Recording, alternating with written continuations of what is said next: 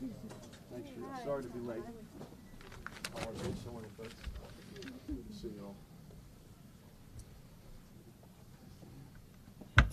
Good morning, everyone. My name is Ron Rivers, and I'm the founder and owner of Love to Brew Homebrew Supply, a beer and winemaking supply company based out of North Brunswick, New Jersey, and Our Society, a nonprofit also based out of New Jersey.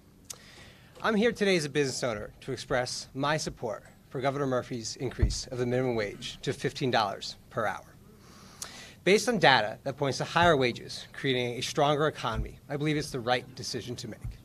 Beyond the data, I think it's the right thing to do. I understand the struggle and efforts that New Jersey workers face every day. In 2011, when I founded Love to Brew, with my partner Mark Spezio at the age of 26, we worked every day, 7 days a week for 2 years without taking a single vacation day. We reinvested every penny we made back into the business for those 2 years, driving our savings to the point of total diminishment. From 2014 to 2015, we continued our high-growth focus, investing all our money back, taking whatever we needed just to survive. After a long period of struggle, a lot of patience from our wives, and numerous weeks wondering if we'd be able to take a check or not, Love to Brew emerged as an industry leader within our niche.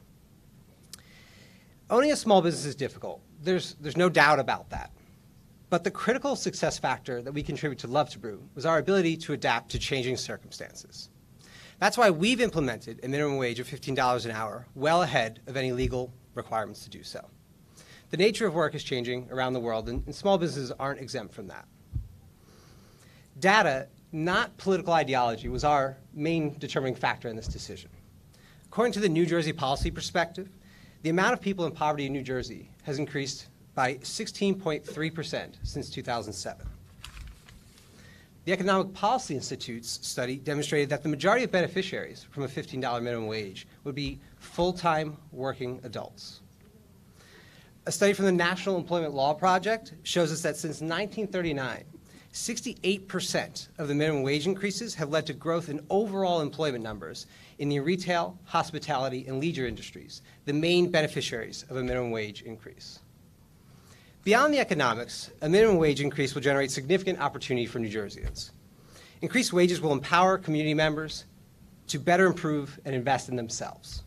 This transformation can take the form of better education, more advanced training, more time with their family, reduction in anxiety and stress. And all of this is possible because a minimum wage increase adds more of our most valuable resource to everyone, which is time. When people have more time to better themselves, to experiment and innovate in all walks of life, that results in the better results for all of us.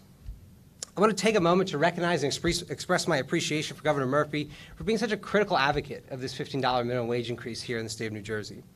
I also want to personally thank Assembly Speaker Coughlin and the state legislators who are working to make this a reality. A final thanks to New Jersey Policy Perspective and the Businesses for a Fair Minimum Wage for their research, support, and outreach, supporting this transformative effort here in New Jersey.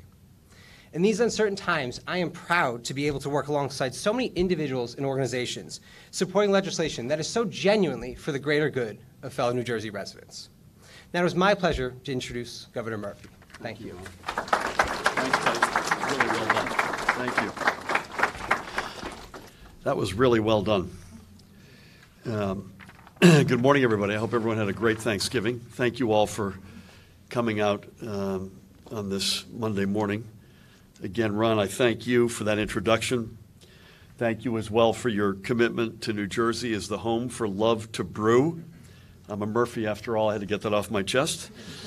And providing, most importantly, for providing a livable wage for your workers.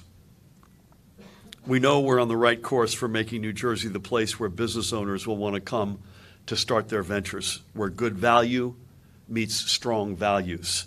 And you are proving that point. So well done, Ron. It is a real honor today, and again, apologies for being late. That's entirely my fault, and I apologize for that. It's an honor to be joined up here today, most importantly to my right, Assemblywoman Brittany Timberlake, who's shown extraordinary leadership on minimum wage. You'll hear from her in a moment. You'll all, yeah. We will also hear from another leader on minimum wage and in so many other respects, Bergen County Executive Jim Tedesco.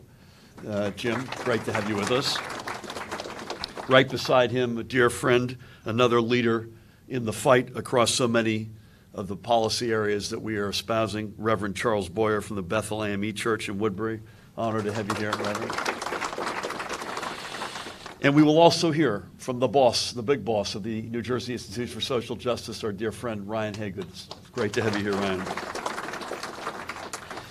And we've got we are surrounded by brothers and sisters from labor. Let's give a shout out to our labor brothers and sisters, many of whom will stand to benefit from an increase in the minimum wage to $15 an hour. I'm humbled by the representation of elected officials, again, labor leaders, faith leaders, community advocates, and so many others who have shown up today and who show up every day in this struggle.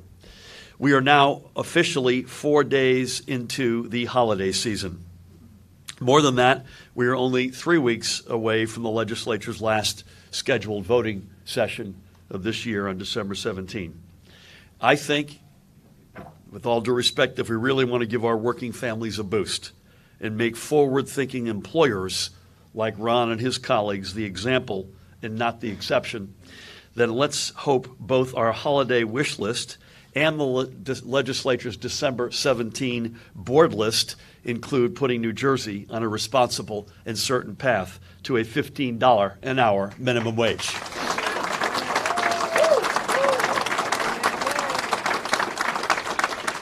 One year and 1 week ago, in our first joint appearance after the election, I stood with Senate President Steve Sweeney and Assembly Speaker Craig Coughlin to recommit to passing an increase in the minimum wage. Over the past year, my commitment has never wavered. My signing pen is at the ready. All I need is a bill on my desk to sign. The legislature has given its strong support in the past to this because they knew it was the right thing to do, only in the past to see it vetoed by Governor Christie. I thank the Senate President for his long-standing support for this. As a sponsor of both the 2013 ballot referendum to increase the minimum wage and the 2016 bill that Governor Christie vetoed. I also thank Speaker Coughlin for both his past support of these efforts and for his recent statements strongly reiterating that support. In particular, I thank him for the eloquent and strong case that he made in his op-ed that was published today and that we saw on the wires last night. The Speaker and I have talked many times about the need for us to act, and I know his commitment and that of his leadership team is strong, and I look forward to working alongside him and his colleagues on this. In fact, Mayor Jim Cahill, I remember as if it were yesterday, doing an event at Elijah's Promise in New Brunswick on minimum wage. So more than 1 million working families across the state, families who want nothing more than greater economic stability and for their 2019 to be a bit brighter than their 2018, are looking to us to act. On January 1st, New Jersey's minimum wage will automatically tick up from $8.60 an hour to $8.85 an hour. That is a mere $2 on an 8-hour workday. What's more, it's not nearly enough. It's barely enough to pay a one-way bus fare to work. And lest we forget, by the way, let's turn the clock back for a moment. Had Governor Christie not vetoed 2016's effort, the minimum wage on January 1st, 2019 would have become $12.50 an hour. Again, that would have been $12.50 versus what it at the moment will become of $8.85. We must give our working families the means to be full participants in our economy and in the economic lives of their communities. We know that when they get a raise, the economy will grow in very real terms. I myself am guilty of separating sort of the notion between a stronger New Jersey and a fairer New Jersey. But the fact of the matter is, if we raise the minimum wage, not only do we make our state fairer, but we immediately contribute to its strength. These are not separate and apart ventures. These, each strength and fairness, lean on each other. New Jersey's minimum wage is the fifth most insufficient in the country, adjusted for cost of living. And again, this is not a cheap state to live in, as we all know. So going from the annual earnings of $17,900 to $18,400 means hundreds of thousands of families will still be living in poverty. I cannot for the life of me understand how we continue to tolerate this. And we know who would benefit from our action. It is not a mystery. Getting to a $15 minimum wage would ultimately help 1/4 of our state's workforce. Nearly 2/3 of those who would benefit work full-time. By the way, this busts a whole lot of myths that the other side try to put up against raising minimum wage. Nearly half have attended or graduated college. Well more than half are women. Nearly 30% have children. And communities of color are disproportionately impacted. So we got 3 weeks. That's plenty of time for the legislature to get a bill through committees, onto the floors of both the Senate and Assembly, and onto my desk. I am ready to work alongside the leadership and to do whatever is required to get this done. We can and we must deliver for these families and ensure a stronger economic future for them and for our state. And there is no better time for us to act than now, in the midst of the holiday season and with the promise of a new year just ahead. With that, it is my honor to introduce again a leader in the legislature on the fight for $15, Assemblywoman Brittany Timberlake.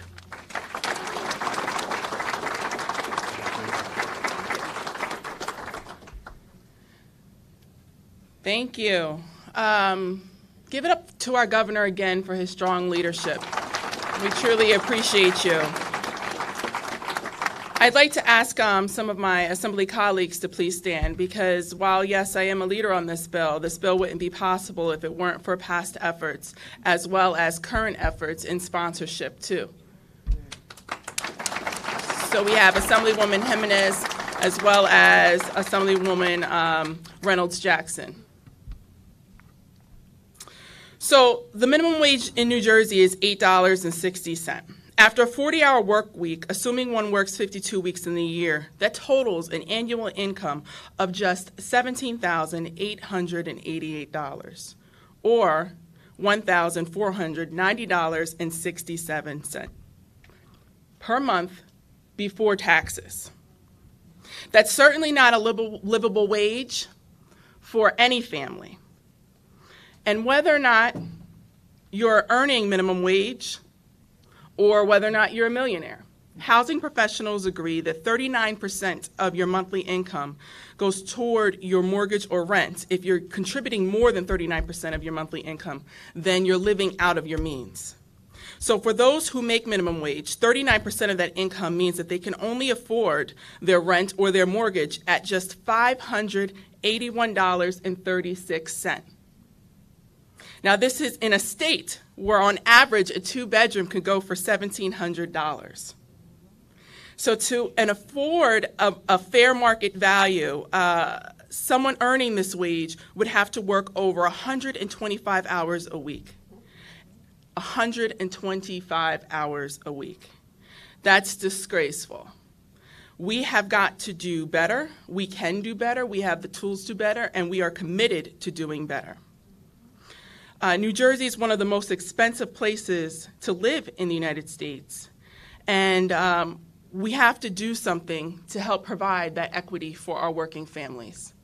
How do I know? Because I was there myself. It wasn't just a few years ago that I was working for around about $9 an hour as a baker and taking 4 buses to work and still not being able to make ends meet. It's not fair to our families.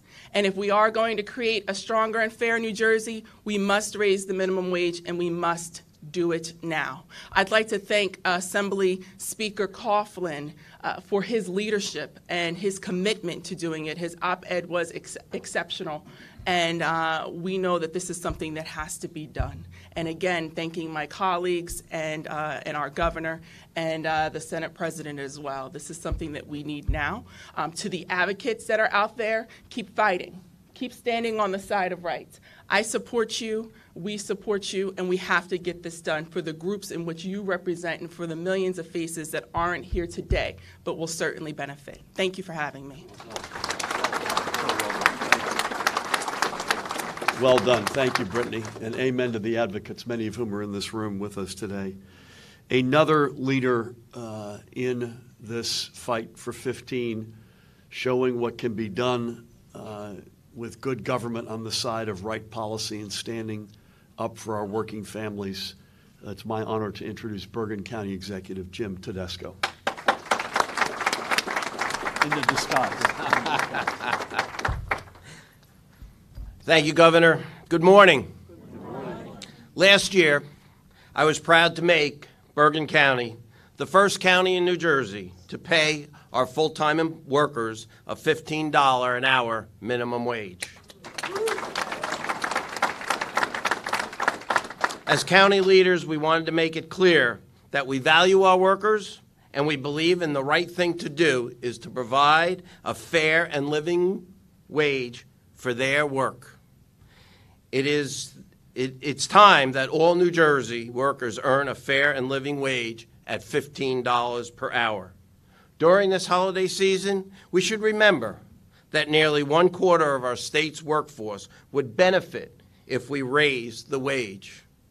Think about the impact in our communities if more New Jersey families have enough money to make ends meet.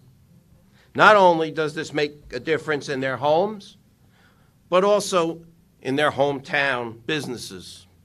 Raising the wage to $15 an hour will be raising the tide that lifts all boats. I'm proud to join the governor, the legislature, and the Senate, and these leaders in support of raising the wage. It's the right thing to do. Now let's get it done. Thank you. Well done. Really appreciate it. Thank you. Thank you, County Executive. I didn't recognize you with your disguise on there today, so I had to come to grips with that when I saw you. It is now, again, another leader in the fight, not just for minimum wage, but for social justice. Honored to ask to come up the CEO of the New Jersey Institute for Social Justice, our dear friend Ryan Haygood. Ryan?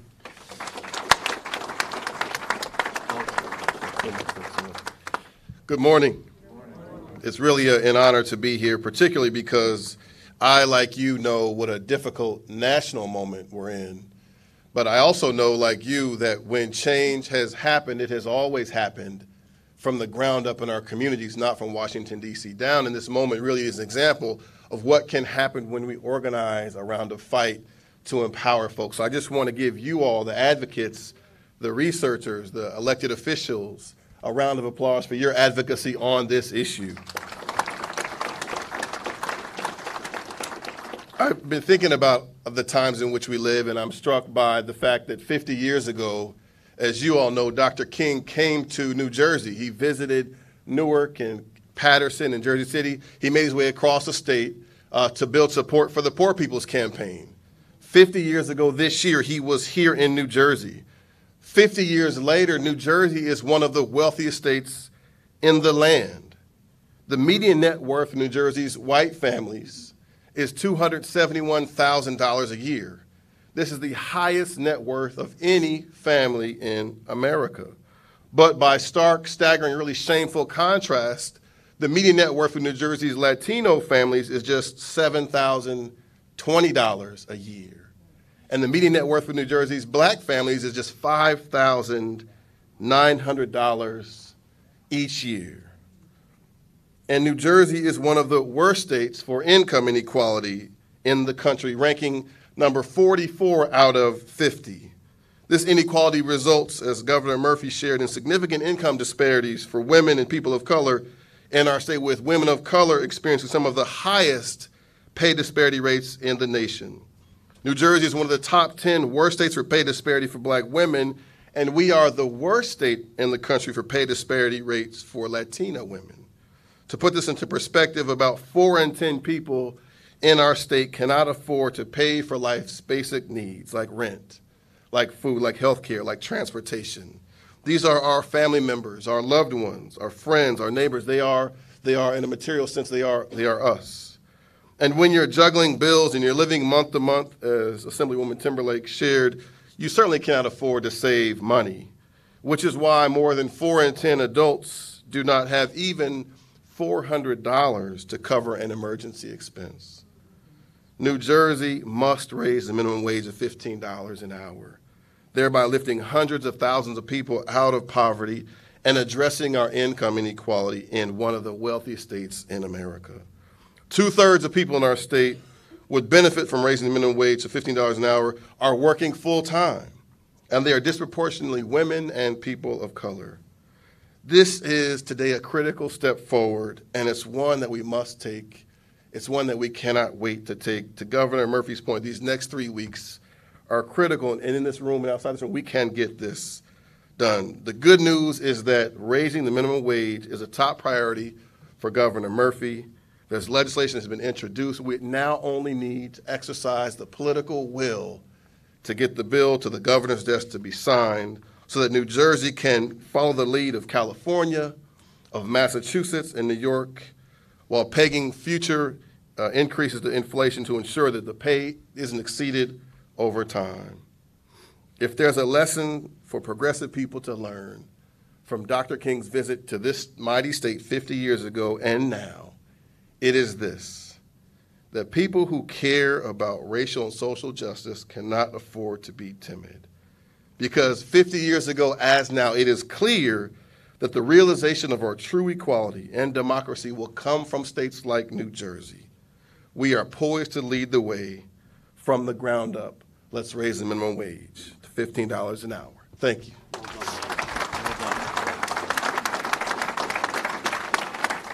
Incredibly well done. Well said, Ryan. Thank you for that. And it's a good reminder that the more things change in many respects, the more they stay the same.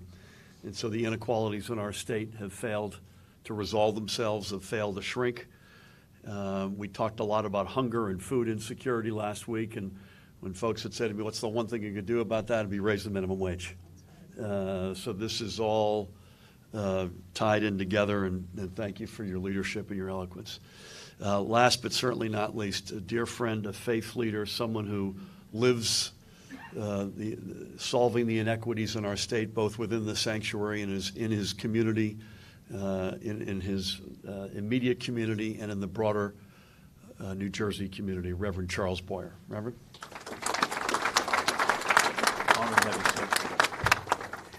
You know, I was telling folks in the back that if you give a black preacher amen up front, we sit down faster. Amen. No mercy. I want to commend Governor Murphy for his leadership on this issue. It is indeed a privilege and an honor to stand with public servants such as the governor and the assemblywoman when they prioritize the vulnerable.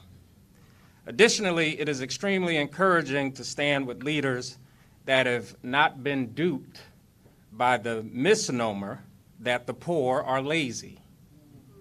For those of us who serve the poor, we know that the majority of these people are working 2 and 3 jobs.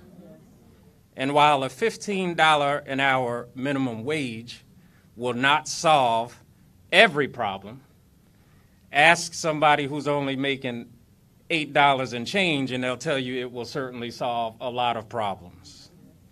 Deuteronomy 24, 14 and 15 states this, says, never take advantage of poor and destitute laborers, whether they are fellow Israelites or foreigners living in your towns. You must pay them their wages each day before sunset, because they are poor and are counting on it. If you don't, they may cry out to the Lord against you, and it will be counted against you as sin. This text implores us to justice and righteousness in several different ways. First, we should never take advantage of the working poor.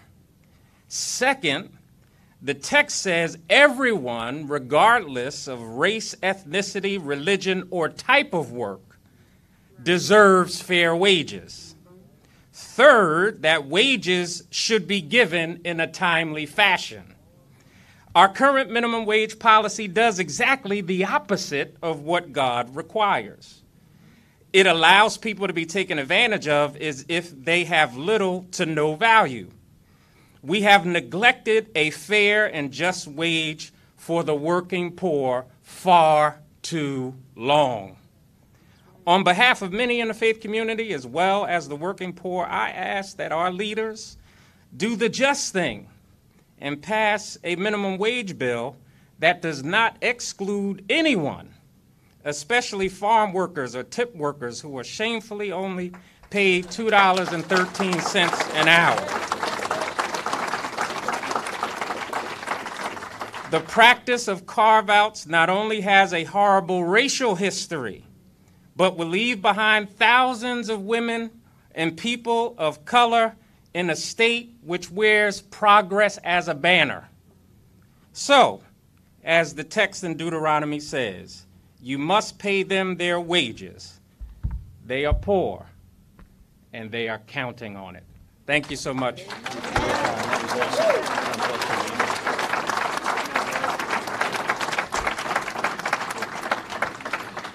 Two observations. One is I'm not arguing against Scripture, so put me on the side of Scripture.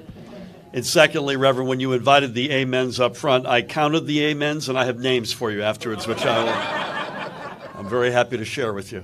Thank you very much, Reverend, to all the speakers and everybody who showed up today. We'll take a couple of questions before we break, please. Do you support the marijuana bill that's being debated by the Joint Legislative Committee right now? And is this event taking place as they're debating it a statement of your priorities, the minimum wage ahead of marijuana? I think we could be able to walk and chew gum at the same time, so no, I think we have to be able to do more than one thing at once. I think all of us would agree to that. We haven't commented on specifics, but I'm very happy that this is moving. This is first and foremost for me, and I want to reiterate this, a matter of social justice, to make sure that that piece of this, most importantly, is addressed properly and resolved. I'm encouraged by the progress. Again, for those who were skeptical, as I was with 4 kids, I didn't come to adult use legalization overnight. I'm separating from medical use, by the way.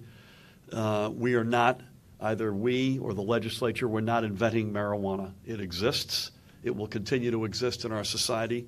The question is, do we have the will and the courage to solve the social justice inequities, rather, of the past?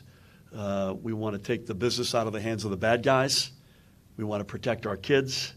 We want to regulate it in the right way. And if we can do all that and make a few bucks, that's conceptually something I'm for. Please. Governor, in this regard, you have made this issue of social justice and expungement part and parcel with everything that is part of this marijuana legalization. Could you explain for us again, highlight why this is so important and what signal does it send not only to the people in New Jersey but beyond our state as well? Yeah, it's a very good question. I'm glad you asked it. And again, I'm not going to address the specifics of the legislation that's out there, but addressing the social injustices, the inequities, the disparities in our society is probably, in many respects, job number one generally, but specific to anything associated with legalization. And it begins with the fact, the sad and uncomfortable fact, I remember speaking to Ryan about this the first time we met many moons ago, that we have the widest white, non-white gap of persons incarcerated in America. And it's not the only reason, but the biggest contributing reason is low-end drug possession crimes. So solving that riddle is paramount to us, certainly as it relates to this legislation, but as a broader reality. It's why we reinitiated the criminal justice sentencing commission within the first number of weeks of our administration, not just to look at sentencing requirements or sentencing guidelines, but the broader criminal justice reform. I guess it would send a positive signal to the rest of the nation. I'd be proud of that. I would be happy to be associated with that. I come to this first and foremost as a former national board member of the NAACP, so that would mean, as a point of pride, a lot to New Jersey. But frankly, that's not why we're doing it. We're doing it to solve the inequities that exist within our state. Please. So you're not going to comment then on the specifics of what's being debated today, but then can you talk about or address about how closely your administration or you personally have been working with legislative leadership in the build-up today? Yeah, I think as of Pete or somebody can correct me, I think as of a week ago Friday, we got this legislation and we're working it through with them. And I think our positions are at the working group level well known. And again, I'm encouraged that it's moving in the right direction, and it's too early to tell as it relates to exactly the elements that ultimately are in there. The T's are crossed or the I's dotted, but so far, you know, we'll see. But I'm happy to see the progress. Michael, please. Minimum wage.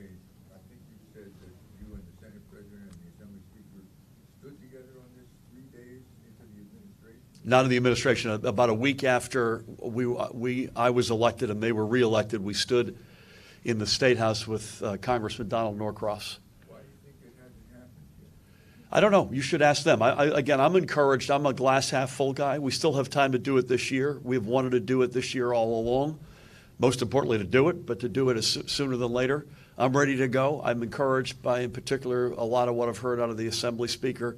Particularly, I thought was a really good op-ed that appeared today. So hopefully we'll get there. Also on the agenda today is a legislative reapportionment bill, changes the way districts are drawn, changes the apportionment commission that redraws legislative districts.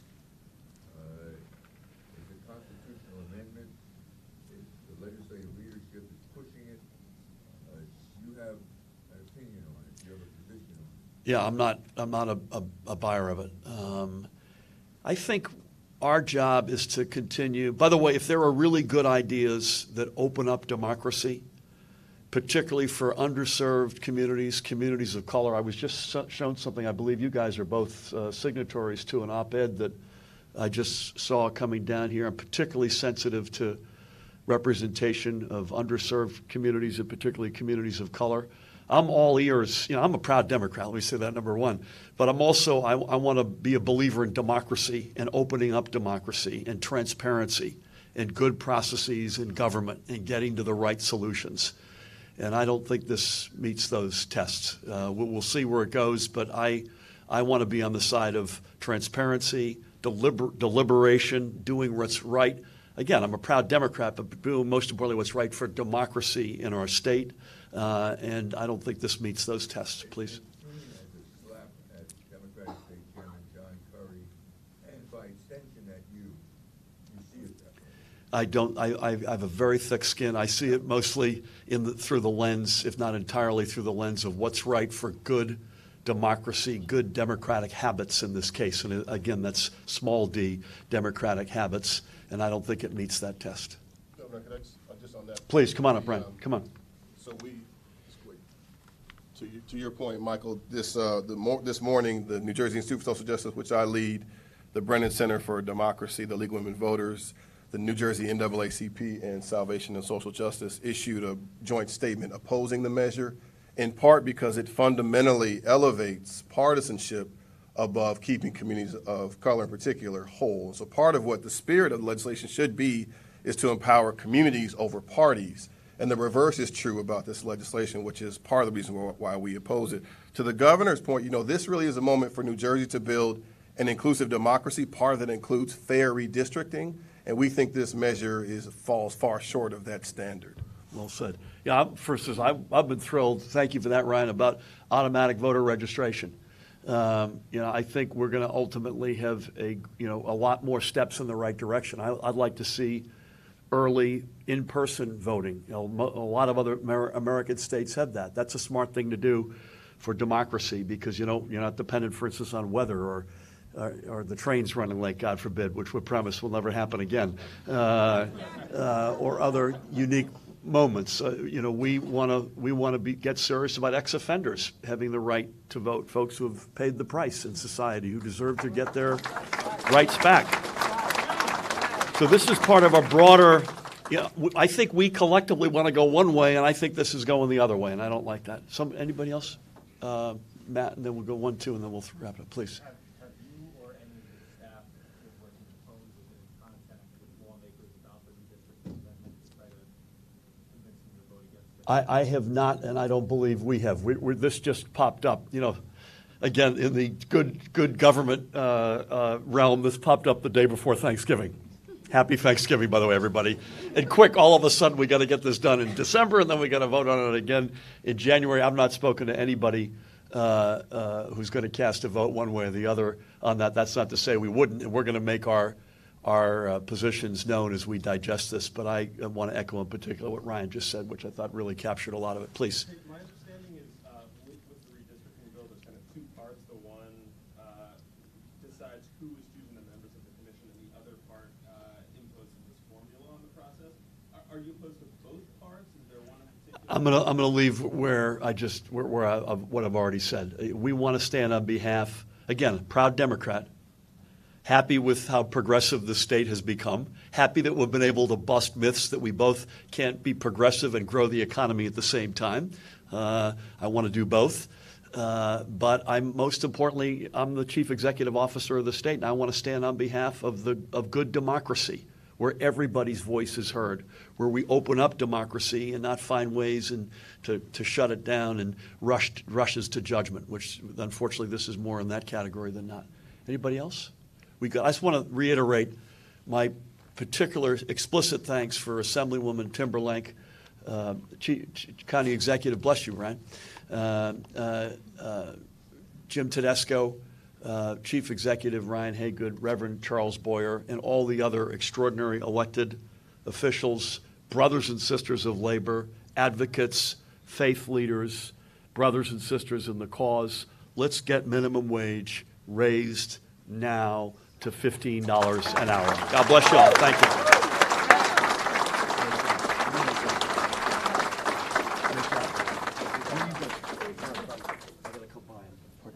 Thank you so much. I'm going to go this way, so stay right there. I'll be right back. Thank you. Yeah, let's do that.